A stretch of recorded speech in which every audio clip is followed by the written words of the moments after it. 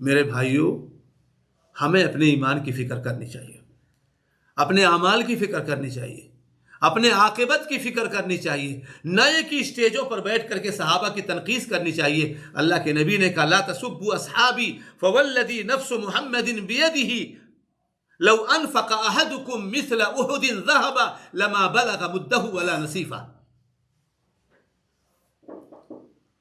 کہا میرے ساتھیوں کو گالی نہ دو، ساتھیوں کا مطلب سارے ساتھی، سارے ساتھی۔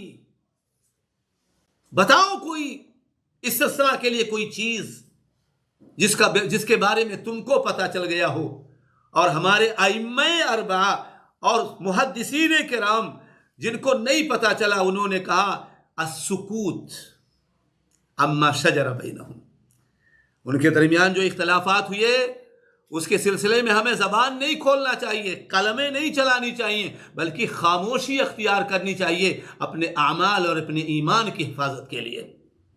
لیکن ایسے لوگ پیدا ہوئے جو آج بھی اسٹیجوں پر بیٹھ کر کے ان کو برا بھلا کہتے ہیں، ان کی تنقیص کرتے ہیں، اور اللہ کی قسم میں یہ کہنے سے باز نہیں رہ سکتا کہ اگر انہوں نے اس نیت سے یہ کام کیا ہے، تنقیص کی نیت سے، ان کو کوئی مسئلہ ہے، تو پھر اللہ کی جناب میں پکڑ سے وہ بچ نہیں سکتے۔